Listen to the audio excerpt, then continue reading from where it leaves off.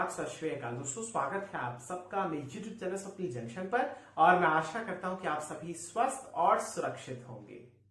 दोस्तों, आज हमारे देश के प्रधानमंत्री नरेंद्र मोदी जी का जन्मदिन है और मैं प्राइम मिनिस्टर मोदी को उनके 71st बर्थ एनिवर्सरी के शुभ अवसर पर बहुत बहुत शुभकामनाएं देना चाहूंगा, अपनी बेस्ट विशेस देना चाहूंगा। ईश्वर से मैं प्रार्थना भी करना चाहूंगा कि हे परमात्मा, आप मोदी साहब को दीर्घायु दें और साथ ही साथ मोदी साहब को बल, बुद्धि, विवेक भी दें ताकि वो हमारे देश भारत के हित में निरंतरता के साथ निर्णय लेते रहें।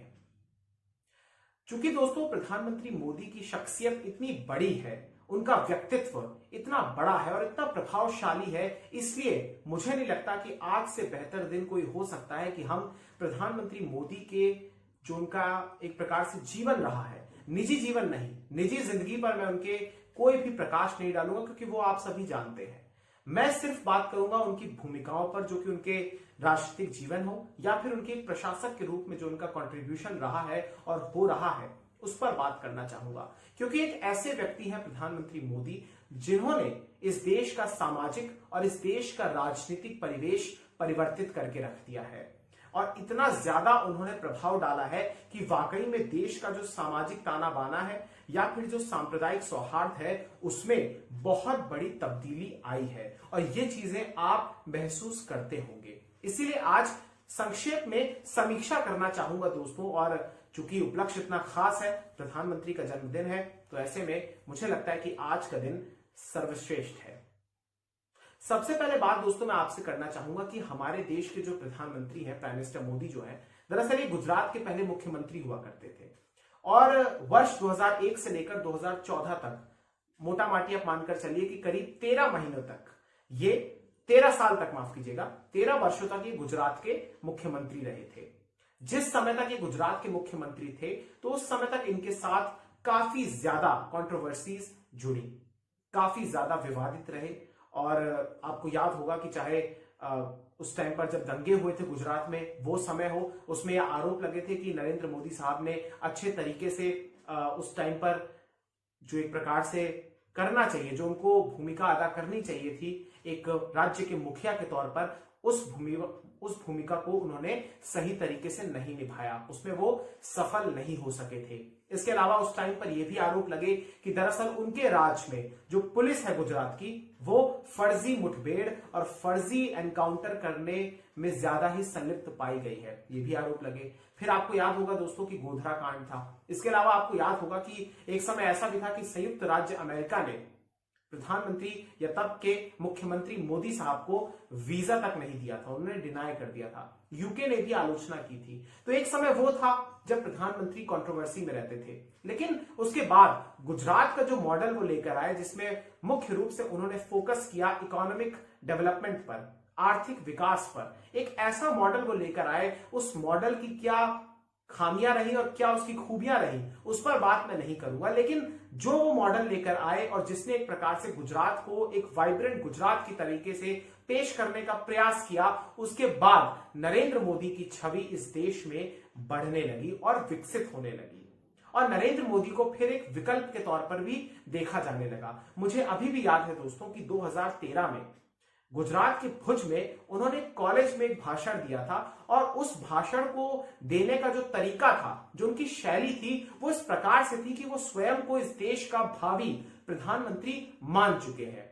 बल्कि मुझे तो ऐसा लग रहा था जिस प्रकार से उन्होंने, जिस तरीके से और जिस बेबाक तरीके से शब्दावली का उपयोग करते हुए जब उन्होंने सीधे तौर पर तत्कालीन प्रधानमंत्री डॉक्टर मनमोहन सिंह साहब को सीधे लक्ष्य में, अपने टारगेट में लिया था और सीधे ऐसी बातें कही थी, ऐसा लगता था कि हाँ, वो अपने आप को समझ चुके हैं और वो सीधे तौर पर एक प्रकार से गुजरात के भुज में नहीं बल्कि राजधानी दिल्ली, राष्ट्रीय राजधानी दिल्ली के लाल किले की प्राचीर से बोल रहे हैं। मुझे आज भी वो भाषण याद है। और उसके बाद चंद महीनों के बाद ही उनको भारी विजय मिलती है और फिर पहली बार एक प्रकार से भारतीय जनता पार्टी की सरकार बनती है, पूर्ण बहुमत वाली। तो एक प्रकार से नरेंद्र मोदी का जो जीवन रहा है, उसमें चाहे वो मुख्यमंत्री रहे हो या फिर वो प्रधानमंत्री, अभी इस समय वो अपने जो उनके कर्तव्य है, अपनी जो ड्यूटीज है, उसको अंजाम दे रहे हैं। नरेंद्र मोदी का जो जीवन रहा है वो कंट्रोवर्सी से भरा रहा है, विवादित रहा है और साथ ही साथ उसमें प्रचार की भूमिका बहुत ज्यादा रही है। नरेंद्र मोदी को यह बात पता है कि उन्हें किस प्रकार से अपने आप को स्टैब्लिश करना है, किस प्रकार से अपने ग्रास रूट लेवल पर जो उनके पास समर्थक हैं, या यूं कहिए कि उनके पास जो वोट बैंक है, उसे कैसे अपने हित में रखना है, अपने समर्थन में रखना है। क्योंकि उनका जो सबसे मजबूत पक्ष है नरेंद्र मोदी का, वो ये है कि उनके पास जो ग्राउंड लेवल पर, जो ग्रास रूट लेवल पर जो उनका एक हार्डकोर वोटर है, वो उनसे कभी भी नाराज नहीं होता है। और इसकी मैं आगे भी और इसकी व्याख्या मैं करूंगा, लेकिन उससे पहले आपको बताना चाहूंगा दोस्तों कि ये तो सारा का सारा गुजरात के बारे में हुआ। फिर उसके बाद 26 मई 2014 को प्रधानमंत्री मोदी ने भारत के प्रधानमंत्री होने का एक प्रकार से जो कर्तव्य है या उसकी जो फर्ज है उसको अंजाम देने की कोशिश शुरू कर दी। और फिर उसके बाद 2019 तक उनका पहला कार्यकाल हुआ, और फिर उसके बाद 2019 में दोबारा भारतीय जनता पार्टी उन्हीं के नेतृत्व में और अच्छे तरीके से और भारी बहुमत के साथ वापसी करती है। तो यहां पर बात दरअसल यह है दोस्तों कि नरेंद्र मोदी ने जब प्रधानमंत्री पद की शपथ ली तो उस समय क्या कुछ हुआ, क्योंकि बहुत सारे बड़े बड़े निर्णय भी उन्होंने लिए, ऐतिहासिक निर्णय उन्होंने लिए, और साथ ही साथ उन्होंने एक प्रकार से कुछ ऐसे निर्णय भी लिए जिससे देश आज भी सफर कर रहा है। मैं अंग्रेजी वाले सफर की बात कर रहा हूं, हिंदी वाले सफर की बात नहीं कर रहा हूं। कुछ ऐतिहासिक निर्णय जो उन्होंने लिए उसमें सबसे पहले आता है कि एक प्रकार से आपने देखा कि जम्मू कश्मीर को उससे जो 370 का विशेष दर्जा था आर्टिकल 370 और 35 से, उसे उन्होंने निरस्त कर दिया, जो कि एक बहुत अच्छा निर्णय है। निजी तौर पर मैं ऐसा मानता हूं कि ये सबसे अच्छा निर्णय उन्होंने लिया था। इसके अलावा उन्होंने जो एक अच्छा निर्णय और लिया वो ये लिया कि दरअसल ट्रिपल तलाक को समाप्त कर दिया। इसके अलावा उन्हीं के कार्यकाल में, कालखंड कह लीजिए, अयोध्या में भगवान श्री राम का, प्रभु श्री राम का भव्य मंदिर का निर्माण भी शुरू हुआ, और उन्होंने भूमि पूजन भी कराया 2020 में, पिछले बरस। बहुत सारे उन्होंने अच्छे निर्णय लिए। इसके अलावा लेकिन बहुत सारे ऐसे कंट्रोवर्शियल निर्णय उन्होंने लिए जो कि वाकई में जिनका जिक्र करना बहुत जरूरी है। अब आप देखिए कि उन्होंने डिमोनेटाइजेशन किया, जो बड़े करेंसी वाले नोट्स थे, 500,000 के नोट्स, उसे बैन कर दिया।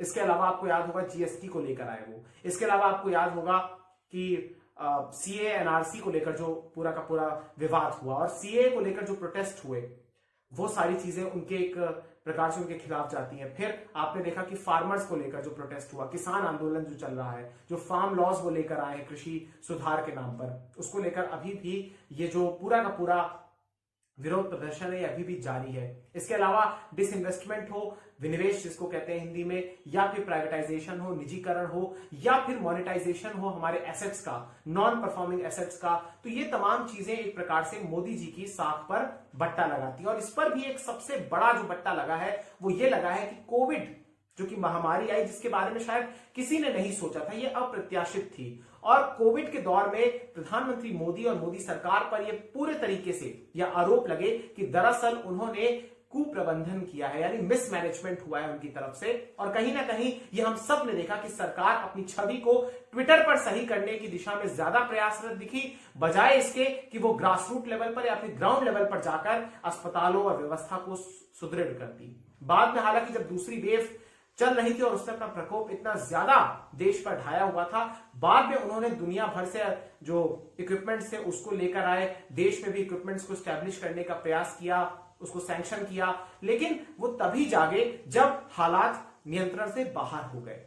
इसलिए कोविड एक प्रकार से एक ऐसी चीज रही, या एक प्रकार से एक ऐसा डिमेरिट रहा जो कि उनके नाम पर दर्ज है हमेशा के लिए। हालांकि इससे जुड़ा हुआ पॉजिटिव भी ये रहा कि दरअसल उन्होंने जो वैक्सीनेशन टीकाकरण अभियान जो चल रहा है देश में, इतना बड़ा व्यापक स्तर पर चल रहा है, विश्व का सबसे बड़ा टीकाकरण अभियान है कि इस देश के भीतर 75 करोड़ से ज्यादा डोजेस अभी तक लग चुकी हैं, दुनिया में ये सर्वाधिक है। इसके अलावा कुछ और बातें भी थी, जिसमें कुछ स्लोगन्स उन्होंने दिए अपने इस कालखंड के दौर में जब से वो प्रधानमंत्री बने, जिसमें सबसे पहले स्वच्छ भारत अभियान मुझे याद आता है। इसके अलावा बेटी बचाओ बेटी पढ़ाओ आंदोलन जो स्लोगन है वो याद आता है। आत्मनिर्भर भारत का स्लोगन याद आता है जो कि पिछले साल ही उन्होंने दिया।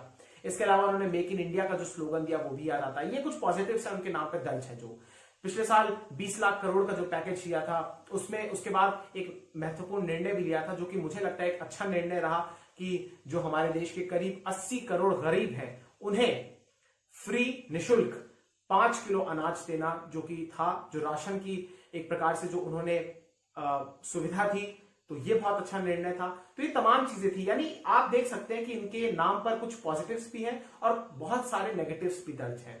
ऐसे में प्रधानमंत्री मोदी के आने से इस देश का जो सामाजिक ताना बाना है या जो संस्कृति या जो परंपरा थी इस देश की, वो सारी चीजें परिवर्तित हुई हैं। मोदी साहब सरप्राइज देने में बड़े माहिर हैं। चाहे आप देखिए कि किस नेता को वो या किस विधायक को वो मुख्यमंत्री बना दे। आपने अभी हाल ही में देखा कि गुजरात के भीतर क्या हुआ, विजय रूपाणी अचानक से इस्तीफा देते हैं और कहीं से भी जब नाम का जिक्र तक नहीं हो रहा था तब वहां पर जाकर भूपेंद्र पटेल को मुख्यमंत्री बनाया जाता। और अभी जब कल जब कैबिनेट ने उनकी शपथ ली तो उसमें काफी ज्यादा बहुत बड़ा फेरबदल दिखा और आपको बहुत सारे नए चेहरे भी दिखे।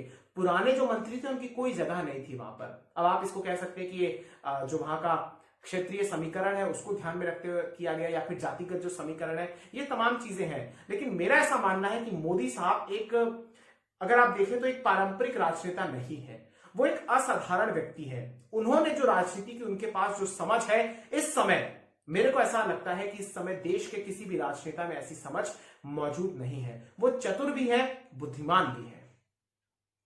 उनके आने के बाद से आपने देखा दोस्तों कि देश में विपक्ष की भूमिका लगभग शून्य हो चुकी है।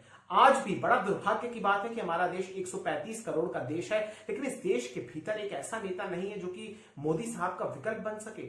यानी उन्होंने हमारे सामने एक ऐसी छवि रख दी है। ये मैं राष्ट्रीय स्तर की बात कर रहा हूं, राजकीय स्तर पर मैं आगे आऊंगा, लेकिन राष्ट्रीय स्तर की मैं बात अगर करूं तो आज भी मेरा ऐसा मानना है कि 50% से ज्यादा लोग, और प्रमुख तौर पर उत्तर भारत और पूर्वी भारत के लोग, उत्तर पूर्वी भारत नहीं बल्कि उत्तर और पूर्व भारत के और पश्चिम भारत के लोग, मध्य भारत के लोग, ये जो लोग हैं, यहाँ के जो राज्य हैं, मुख्य रूप से जो हिंदी स्पीकिंग बेल्ट है, अभी भी उनको उनके सामने मोदी जी के अलावा, उनके अतिरिक्त कोई भी उन्हें राष्ट्रीय स्तर पर विकल्प नहीं दिखता है। यानी प्रधानमंत्री के तौर पर उन्हें अभी भी मोदी पर ही विश्वास है। भले ही कुछ भी हो जाए, भले ही देश के भीतर बेरोजगारी अपने चरम पर पहुंच जाए, भले ही देश के सारे सेक्टर्स कृषि को छोड़कर एक प्रकार से नेगेटिव में आ जाए, भले ही अर्थव्यवस्था को बहुत बड़ा झटका लगे, भले ही महंगाई किसी भी स्तर पर पहुंच जाए, हाई इन्फ्लेशन रेट हो जाए, पेट्रोल डीजल के दाम कितने गुना बढ़ जाएं, सब्जियां, फल,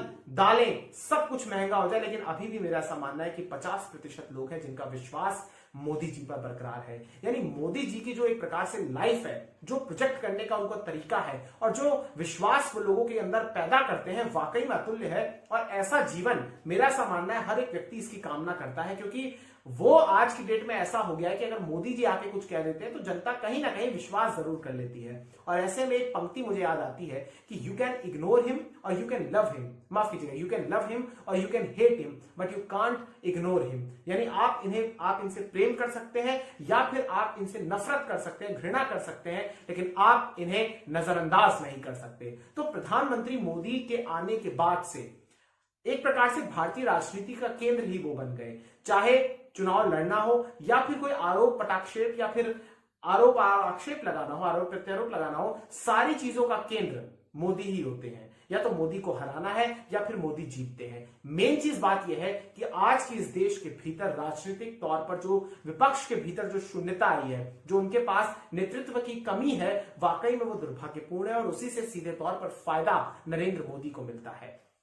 मैंने जिक्र किया था राष्ट्रीय स्तर का कि आज विकल्प के तौर पर कोई सामने दिखता नहीं है, लेकिन अगर आप क्षेत्रीय स्तर पर देखें या फिर राज्यों के स्तर पर अगर आप देखें तो वहां पर एक चीज है, अगर वहां पर एक मजबूत क्षत्रप मौजूद है, अगर वहां पर एक मजबूत नेता मौजूद है, मजबूत मुख्यमंत्री मौजूद है और भारतीय जनता पार्टी के पास वहां पर फेस नहीं है, वहां पर अगर जनाधार नहीं है, तो फिर आप भाजपा को हरा सकते हैं। फिर वहां पर मोदी जी का नाम काम में नहीं आता है। अगर चुनाव विधानसभा का है, आपने देखा पश्चिम बंगाल में क्या हुआ, आपने देखा दक्षिण भारत के राज्यों में क्या हुआ, केरल में क्या हुआ, तमिलनाडु में क्या हुआ, तो ये चीजें हैं। तो यानी एक व्यक्ति के, मोदी जी के पॉजिटिव्स भी हैं, उनके नेगेटिव्स भी हैं, उनके पास स्ट्रेंथ्स भी हैं, उनके पास वीकनेसेस भी हैं, लेकिन मोदी का जिक्र करना बहुत जरूरी हो जाता है, क्योंकि मोदी आज की डेट में भारत की पहचान भी है और भारत की अगर कहीं पर अपमानित भी होता है भारत, और भारत की कहीं पर इमेज को धक्का भी पहुंचता है, तो वो भी उसका कारण भी कहीं ना कहीं मोदी साहब भी हैं। क्योंकि आपने इस दौर में देखा कि जो पश्चिमी मीडिया है, जो बड़े बड़े इंटरनेशनल अखबार हैं या फिर न्यूज चैनल्स हैं, वो लगातार भारत की डेमोक्रेसी को लेकर, खतरे में है डेमोक्रेसी, उसको लेकर बात करते हैं। प्रधानमंत्री मोदी को अपनी मैगजीन्स में कवर पेज पर जगह भी देते हैं और फिर उनकी आलोचना करते हुए आर्टिकल्स भी लिखते हैं, और वहां पर टीवी पर लोग जो एक्सपर्ट्स हैं उनके, वो आकर बयान भी देते हैं। यानी मिक्सचर चल रहा है, एक अजीब मिश्रण चल रहा है। और जैसा मैंने शुरू में कहा था कि प्रधानमंत्री का जीवन भी विवादित रहा है, लेकिन वो एक स्व प्रचारित मोड में हमेशा रहते हैं। आपने देखा कि वैक्सीन का सर्टिफिकेट हो या फिर आपने देखा कि कोई भी विज्ञापन हो, हर जगह वहां पर आपको प्रधानमंत्री मोदी की एक फोटो आपको जरूर दिख जाएगी। यानी उनको पता है ये बात कि कैसे और किस समय पर मुझे अपने आप को प्रदर्शित करना है, ताकि जो मेरे खिलाफ माहौल बन रहा है वो सब कुछ न्यूट्रलाइज हो जाए। तो वाकई में कहना चाहिए कि प्रधानमंत्री मोदी के पास एक जो सियासी माइंड है, मानसिकता है, क्योंकि वो आरएसएस में पहले थे और फिर उसके बाद जब वो बीजेपी ज्वाइन करते हैं, मुझे अगर एग्जैक्टली याद है 1987 में शायद, तो फिर उसके बाद धीरे धीरे जब वो गुजरात की राजनीति में सक्रिय होते हैं, वहां पर शीर्ष पर पहुंचते हैं, फिर देश के फिर भारतीय जनता पार्टी उनको प्रधानमंत्री पद का उम्मीदवार बनाती है और फिर उसके बाद प्रधानमंत्री के शिखर पर पहुंचते हैं, उस पद पर पहुंचते हैं। तो वाकई में ये आज की डेट में ऐसा हो गया है कि इन्होंने, और इन पर आरोप भी लगते रहे कि जो बीजेपी के कद्दावर और जो मुख्य नेता थे, बड़े नेता, जो दिग्गज नेता थे, उन्हें इन्होंने साइडलाइन किया है, उन्हें इन्होंने मार्गदर्शन मंडल में डाला है। ऐसे में ये आज की डेट में सबसे बड़े क्षत्रप हैं, सबसे बड़े छत्रराज अगर आप कह लीजिए, तो भारतीय जनता पार्टी में, संगठन में इन्हीं का है। कोई इनके खिलाफ बोल नहीं पाता है। हालांकि इन पर आरोप ये भी लगे कि इन्होंने देश की जो इंस्टीट्यूशन है, जिसमें सीबीआई, ईडी, ये सब शामिल है, इनकम टैक्स, तो इनका भी दुरुपयोग करने का इन पर आरोप लगा। और आपने हाल में देखा कि कैसे विपक्ष के नेताओं के खिलाफ लगातार रेड्स भी हुई। अभी सोनू सूद के खिलाफ भी रेड चल रही है, क्या कहें। लेकिन हाँ, ऐसे आरोप इन पर लगते रहे हैं कि इन्होंने चुनाव से पहले, ठीक पहले, अपनी जो इंस्टीट्यूशन है, गवर्नमेंट की जो इंस्टीट्यूशन है, उनका इस्तेमाल किया है। और फिर मुझे वो टिप्पणी याद आती है जो सुप्रीम कोर्ट ने कही थी कि तोता हो गया है सीबीआई। तो इंस्टीट्यूशंस की आजादी पर भी सवाल उठे हैं, देश में अभिव्यक्ति की स्वतंत्रता पर भी सवाल उठे हैं, और जो सामाजिक ताना बाना है, जो सांप्रदायिकता का जो माहौल है, उसे बिगाड़ने का भी प्रयास हुआ है। पोलराइज अगर आप कहिए तो इसको आप सही वर्ड रहेगा, ध्रुवीकरण जिसको कहते हैं। तो मोदी साहब की एक छवि रही है कि वो सीधे तौर पर अपनी उस रैली को एड्रेस करते हैं। मोदी साहब ने पिछले 7 वर्षों के दौरान एक भी प्रेस कॉन्फ्रेंस नहीं की है। ये बात आप याद कीजिएगा, याद रखिएगा। कभी भी वो पत्रकारों के सामने नहीं आए जहां पर पत्रकार उनसे डायरेक्ट सवाल पूछ सके। तो ऐसे में मोदी पर यह आरोप लगता रहा है कि वो सिर्फ अपनी रैली को एड्रेस करते हैं। हालांकि मोदी साहब मन की बात भी करते हैं, लेकिन कभी भी वो मन की बात करने के लिए मीडिया के सामने नहीं आते हैं। वो एक कमरे में, और एक आप जानते हैं रेडियो का जो सेटअप होता है, उसी के तहत वो करते हैं। तो मोदी साहब का जन्मदिन है दोस्तों, और कहते हैं कि जब किसी व्यक्ति का जन्मदिन होता है तो हमें उनके बारे में बात करनी चाहिए। जब कोई बड़ा व्यक्ति का जन्मदिन होता है, देश के प्रधानमंत्री का होता है, तो हमें उनके डिमेरिट्स और मेरिट्स की बात करनी चाहिए। तो आज की वीडियो थी, और एक बार फिर से मैं प्रधानमंत्री मोदी को बहुत बहुत शुभकामनाएं देना चाहूंगा। और प्रधानमंत्री मोदी की जो छवि है, वाकई में एक प्रकार से मैं भी कभी कभी एस्पायर करता हूं, कभी कभी सोचता हूं कि काश मैं भी ऐसा होता। क्योंकि मोदी साहब आज की डेट में जो कुछ कह रहे हैं, उन पर कोई ना कोई विश्वास जरूर कर लेता है। भले उनके क्रेडिट में बहुत सारे नेगेटिव्स भी हैं, बहुत सारे पॉजिटिव्स भी हैं। विदेश नीति हो या फिर सैन्य शक्ति बढ़ाने को लेकर हो, सब चीजों की आलोचना भी होती रही है, सब चीजों के फायदे और सब चीजों की प्रशंसा भी होती रही है। लेकिन वाकई में कहना पड़ेगा कि आज मोदी साहब ने इस देश के भीतर, उनके समक्ष राष्ट्रीय स्तर पर कोई ऐसा नेता खड़ा ही नहीं किया है जिसके बाद कोई ये कह सके कि हाँ, मोदी के बाद हम इनको चुनना चाहते हैं। वाकई में कोई आप सोचेंगे, लेकिन अगर आप कई लोगों से पूछें कि यार मोदी साहब के बाद कौन आएगा, तो पहले तो वो कहेंगे कि मोदी जी 2029 तक कहीं नहीं जाएंगे। और फिर उसके ये बड़े तबके की मैं एक बात बता रहा हूं, फिर अगर आप उनसे पूछेंगे कि आपको क्या लगता है कि इनके बाद कौन आएगा, तो वो कहेंगे योगी जी आ जाएंगे। तो यानी एक ऐसा माइंडसेट, एक ऐसा माहौल उन्होंने कर रखा है कि भाजपा और मोदी के अतिरिक्त कोई दिखता ही नहीं है। हालांकि राज्य के स्तर पर अगर आप देखें तो लगातार बीजेपी, आपने पिछले कुछ समय में देखा कि लगातार बीजेपी अपने मुख्यमंत्रियों को चेंज कर रही है। कर्नाटक में तो खैर आयु ही पार हो गई थी, लेकिन गुजरात हो, उत्तराखंड हो, वहां पर चेंज कर रही है। कोई ये भी कह रहा है कि हरियाणा में भी ऐसा हो सकता है। तो बहरहाल वो तो भविष्य के घर में है, लेकिन यानी इसका अर्थ यह है कि मोदी साहब ये चाहते हैं कि अब मेरे ही नाम पर चुनाव ना लड़े जाएं, बल्कि राज्यों के भीतर भी एक मजबूत चेहरा हो, और लगातार समीक्षा भी कर रहे हैं। ये तात्पर्य दिखता है क्योंकि बीजेपी ने जहां अपने पहले कार्यकाल के दौरान एक भी मुख्यमंत्री को नरेंद्र मोदी ने चेंज नहीं किया था, लेकिन दूसरे कार्यकाल के दौरान आप देखिए कितनी जल्दी इतने सारे मुख्यमंत्री, आधा दर्जन के करीब मुख्यमंत्री चेंज हो चुके हैं, अगर हम असम के मुख्यमंत्री को इसमें जोड़ लें। तो ये चीजें तो चल रही हैं, और कहीं ना कहीं आज की इस तारीख में मोदी पर आरोप भी लगते रहे कि उन्होंने इंस्टीट्यूशंस को बिगाड़ दिया है, जस्टिस जो न्याय तंत्र है उस पर भी उन्होंने हस्तक्षेप किया है, और कुछ चीजें ऐसी भी उनके खिलाफ हुई है कि वाकई में सोचने पर मजबूर किया जाता है कि यार आखिर ये व्यक्ति टिका कैसे है। लेकिन फिर वही बात कि ये लगातार इनको अपने आप को प्रदर्शित करना आता है, अपने आप को एस्टैब्लिश करना आता है, अपनी छवि को ठीक करना आता है। इनके पास जो मशीनरी है दोस्तों वो ऐसी है कि अगर कोई इनके खिलाफ सोशल मीडिया पर भी आलोचना करता है तो पूरी की पूरी मशीनरी उसमें झोंक दी जाती है, जुट जाती है कि कैसे उस चीज को काउंटर किया जाए और मोदी जी को लार्जर देन लाइफ शो किया जाए। तो ये चीजें आप समझिएगा दोस्तों, और उम्मीद तो यही करूंगा मैं कि कुछ भी हो, प्रधानमंत्री कोई भी हो, आते जाते रहते हैं, आज ये है कल कोई और हो सकते हैं, सिर्फ हमारे देश के हित में निर्णय होने चाहिए। आज इस देश में जो असंख्य समस्याएं हैं उनका समाधान होना चाहिए, बाकी आपको जो करना है करिए, और स्पष्ट होनी चाहिए चीजें। ये बहुत दुखद है कि पारदर्शिता नहीं है इस सरकार में, और बहुत सारी और भी चीजें, वीडियो बहुत लंबे हो गए, इनका जिक्र कभी और करूंगा, लेकिन मुझे दीजिए इजाजत। बहुत बहुत शुक्रिया, बहुत बहुत धन्यवाद। जय हिंद, जय भारत, वंदे मातरम, इंकलाब जिंदाबाद, सत्यमेव जयते। नमस्कार।